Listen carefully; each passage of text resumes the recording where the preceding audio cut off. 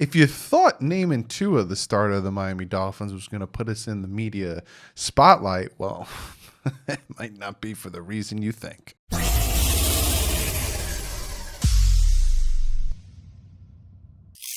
What is up, Finn fans? Yeah, you can read that title. You can read that thing. You might know what I'm talking about. But you might be watching this video and go, wait, Doug, it's Wednesday. Where's the picks video? Well, big breaking news happened yesterday. So then a lot of this mamma jam came out today. And I was like, you know what? I'm going to put the picks video out Thursday. So it's going to come out right before, noontime. So it's going to be out before the game. So I'm going to put the picks video out on Thursday.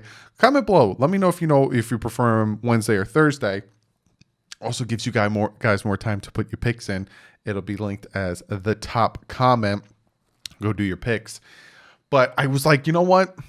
I'm seeing a lot of this, and I'm like, I should address this. And that's, does the Miami Dolphins have the worst offensive line? Short answer is no.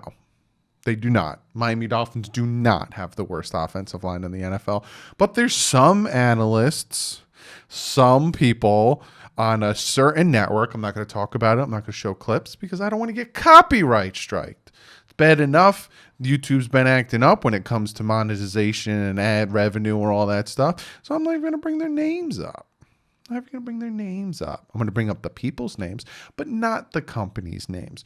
But before we jump into that, I say that a lot. Maybe I'll make a shirt that says, but before we jump into that, Tua's been named the starter of the Miami Dolphins. I didn't get to really sit down and make a video with the backdrop. Did it in my car yesterday. But Tua's been named the starter. You guys know I'm excited. How hilarious was it that I released my deeper dive video, which then essentially said in that video that Tua's not going to start? Well, egg on this guy's face, and I'm happy it is. But let's not forget about Fitz, right? Let's not forget about Ryan Fitzpatrick. A lot of people are shocked that Tua's starting because of how well Fitz is doing. Now, there's some people who say Fitz sucks. That's not true. Some people say he's horrible. That's not true. You look at the stats, he has 70% completion percentage on the season. That's 5th in the NFL. His QBR is at an 80, which is 7th in the NFL. And his pass and rushing touchdowns, he has 12, which is 10th in the NFL. So right now, you take all that, you mash it into one thing. He's ranked a top 10 quarterback in the NFL right now. Ryan Fitzpatrick. Yes, that's only after 6 games, and you could say whatever you want about the teams he played, but you have to play to your competition, and he did, and he's not bad. To say he sucks, to say he's horrible, to say whatever is just not true. It's just not true. Fitz has played well for us this season. Has he had a few hiccups here and there? Yeah. He's thrown some stupid interceptions. He even talked about it on Sundays for Sunday's game. He said, I just wanted to try to fit one into Gesicki, and it was just a dumb throw I shouldn't have thrown. We were up 21-0, and like I said, he probably was just like, screw it. I feel like I could do this one. And it was interception.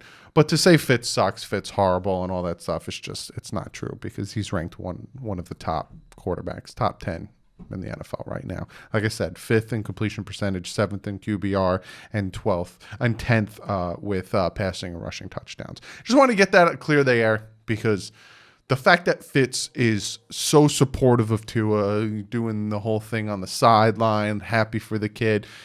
Fitz is a stand-up great guy, and he's also played well for us this season and got us 3 wins. So we almost had 4 wins if the defense would have done something against the Buffalo Bills, then we would be first place right now in the division. But can't put that one on Fitz.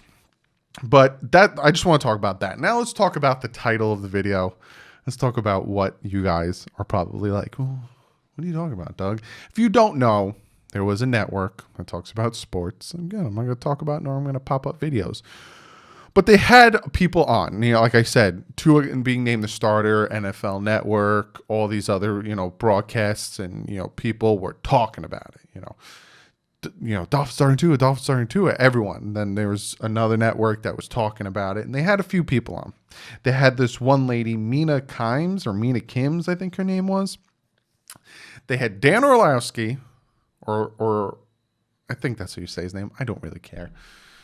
Another guy, and then Mina Kim. The guy in the middle was actually support of Tua starting. He was actually happy about it. But Dan Orlowski and Mina Kim's was not very, like Mina Kim's, I'll give her some credit, right? She said that, she likes that the Miami Dolphins stuck to their plan. They had a plan set. They stuck to it. She respects that. But she also said, I'm going to be honest with you. Here's the negative. Dolphins offensive line is really bad. It's ranked 30th in our standings when it comes to win rate, which essentially she gave like some like term or whatever, but essentially how long they can hold the block. And we were ranked 30th in their spectrum of things. Dolphins aren't ranked 30th, but I'll get to those stats, right? So she said that, and I was like, oh, geez. All right, yeah. So the Dolphins have the worst offensive line. They like in her real bad offensive line, right? And then Dan Orlowski came out, and he had a lot to say, right? He said the O-line's not good. He said stats might tell you it's really good, but that's because Fitz gets the ball out under 3 seconds because he's been playing football forever. So that's why the sack percentage and the pressure percentage is low, right? He also says that the rookies' blind side is going to be essentially 2 more rookies in Solomon Kinley and Robert Hunt, right? He says Tua, poor decision making. He doesn't know when to get the ball out. He said that the reason the hip injury happened is because he doesn't know how to get the ball out, and he's not going to do well behind this offensive line when he doesn't know how to get the ball out. And then, people say, hey, well, they practiced well. He did well in practice. That's how and then he came out and said, well, backups ball out in practice, so it doesn't mean that they're good. So Darren Orlowski was very adamant that the Dolphins made a huge mistake starting Tua. And he does not think the offensive line is up to the par of protecting Tua, and he thinks that Tua isn't ready to start because he has poor decision making and doesn't know when to throw the ball away. This is my rebuttal to Dan Orlowski, right? Dolphins are number 1 in sacks given up percentage. They're also 20th in pressure given up, right? The Dolphins the hands down best offensive line in the NFL? No. Are the Dolphins the worst? As Dan Orlowski and Mina Kims has said, really bad, the horrible. No. If you go back and watch the Alabama versus LSU game, Tua was consistently under pressure. Some of his offensive linemen were wafting on blocks and consistently putting that kid under pressure. And he consistently kept trying to bring that Alabama team back into that game against LSU. I did a whole film breakdown. Go back and watch it. Consistently, all right, down 6 points, defense give up a touchdown. Down 6 points, defense, it was just back. He was constantly trying to make something happen. He's trying with no real good offensive line in front of him, right? So Dan Orlowski ran out of the back of the end zone when he was with the Detroit Lions. Is going to come on here and bash the Dolphins offensive line and bash the organization and say that, if your plan was to start Tua in the middle of October, then that's stupid. First off, he's not going to start in the middle of October. He's going to start on November 1st. So there's that. And he's ready. If Brian Flores has seen him play and Brian Flores can see what he can do, and Brian Flores thinks that this offensive line can block for him, then he's ready. What is one of the best routes that Tua can throw? I'll let give the premier a second. What's the best route what is the route that Tua is known for throwing accurately and putting the ball in the right spot and getting it out quick? I'll give you a second. Slants. Do you think that Chan Gailey's going to be like, all right, Tua, this is what we're going to do. We're going to have a 4 vert. We're going to give you need to hold on to the ball for about 5 seconds. Pray to God. No, man. You think that they're going to put Tua in there and then game plan around him to put him like... Do you not think that the Dolphins know certain weaknesses of their own team? Do you not think that they're trying to mask those weaknesses and win some games? Like, you're talking about Solomon Kinley and you're talking about Robert Hunt, right? 2 rookies that are going to be on his blind side. One of you guys, I'm just going to throw comment of the day in the middle of this sucker, right? Dakota for comment of the day says, I know Tua's time, but also Is Austin Jackson coming back? If so, probably would be great to do against Donald. So should we be worried? Not because of Jackson coming back, and he did amazing against top defenders. Dakota, exactly. He was put on IR. There's different types of IRs. There's a 3-week. There's the half season, full season. There's all these different types of IR. With the bye coming, Austin Jackson could come back and start against the Rams, essentially taking Jesse Davis, putting him back at right tackle. So who's on Tua's blind side but a veteran? Like, people are getting all bent out of shape, saying all this stuff. Oh, Tua's not ready. This and this. Some people are waiting for the injury. Which, why put that out there, man? Why even say stuff like that? It just makes no sense to me. But to say this Dolphins offensive line is bad, and then to say that Tua's going to struggle because of what you saw in college, even though he's been in the NFL for how many weeks now, and do you think that they're not throwing different situations at him in practice and seeing how quickly he can make his decisions and get rid of the ball and learn to...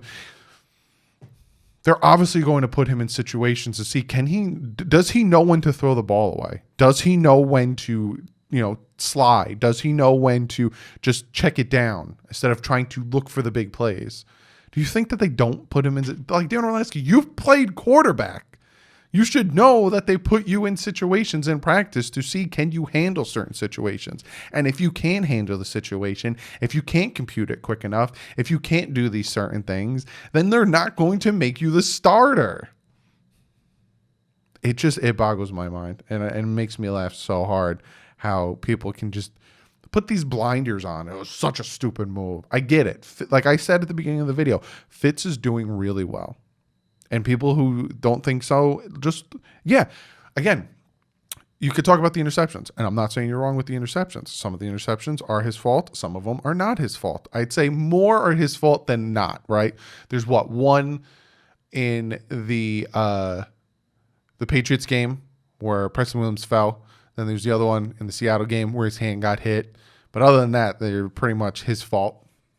Even like last week, they were his fault. Regardless if he was like just messing around, they were his fault. But so I get it. A lot of people are like, this makes no sense. Why are they doing it now? Omar Kelly, he said that if he had it his way, he would start to 365 days after the injury, after the surgery, right? What's the difference? And he said, well, if I had to, I would do it then. But what's the difference from then till now? There's not going to be a big difference from then to now. It's the same thing, right? So, I just wanted to make this video to address what I saw with Dan Orlovsky and Mina Kim's with what they're saying, because everyone on Twitter, Adam Beasley and Kaufman and all these guys on Twitter were even saying the Dolphins don't have the worst offensive line. Like, you guys are making these rookies look like they're garbage when we've watched them. We've done film study. We see are they the best? Are they going to win Rookie of the Year? Are they going to win any awards for their play on offense? No. But as the weeks go on, they keep getting better and better, more dominant, more pushing people over, especially Solomon Kinley running people over. So to come out and say, this is a stupid decision because the rookies and then the Dolphins offensive line is, in her words, really bad. That's not true. It's not really bad. The Dolphins offensive line isn't really bad. And if it is, and if Tua comes in and we see that the reason why the offensive line has only given up, certain percentage of sacks and certain percentage of pressure and all this stuff, and we see that it's Fitz, well, guess who's going to teach Tua what he's doing? Fitz. Still on the team, people. He's not going anywhere. But that's my thoughts on it. I'm very interested to see what you guys have to say about it. What do you guys think about, what Dan Orlovsky and Mina Kim's had to say? Is there other people out there that agree with them? Do you guys agree with them? Comment below. Listen, this is my opinion on the matter. Like I said, I don't think the Dolphins' offensive line is the best. I also don't think it's the worst. So I think a lot of what they're saying is jumping to conclusions and making assumptions. So that's just my opinion on it. Comment below. Do you agree with them? Do you disagree with them? Let me know. Comment below. I'd get to comment of the day, but I kind of already threw that in there. But Dakota asking about Austin Jackson coming back. We don't know. That's a big, big thing that can happen, right? Austin Jackson comes back. It sends Jesse Davis back to the right side. You have that veteran for Tua's blind side. Makes the offensive line a little bit better, even though this offensive line is actually playing pretty solid with Jesse Davis at left tackle and Hunt at right tackle. So, I don't know. Obviously, the offensive line isn't where it should be. It isn't 100% because if it was, the running game would be better. But the running game still, Gaskin is getting a ton of chunk yardage every time he gets the ball in his hand. So, I don't know. I don't know what these people are seeing. Maybe I'm just being biased. Like I said, comment below. Let me know. But that's the video. I hope you guys enjoyed it. Like I said, tomorrow I'm going to do the picks video. The picks video will be out tomorrow. And then, we're not playing Sunday. So I'm going to have one more video planned for you guys. Probably have that come out Saturday. But other than that, guys, like I usually say, go follow me on Twitter. Tweeting out with a ton of you guys today, which is Tuesday. You guys are watching this on Wednesday. I was tweeting with a ton of you guys talking about the Tua situation, him starting. Everyone's pumped. Josh Houts, how you doing? He was pumped. A lot of people are very excited about this. People were surprised. So be sure to go over, follow me on Twitter, Fanatics Network. Be sure to check them out. We got a ton of good stuff planned over there. They got the YouTube channel. Like I said, we're planning a really cool, great website. So be sure to check that out. Fan to Fan Network. They got the website. They got the Twitch stream. Be sure to check all that stuff out. Other than that, I will see you guys tomorrow with the picks video. If there's breaking news before this video comes out at noon, because I'm premiering this one. And I look like an idiot again, and this is going to be hilarious. That's the bad side of recording the night before and then uploading it. You can make yourself look like an idiot. But I'll see you guys tomorrow with the picks video. But like usual, stay classy. Fins up.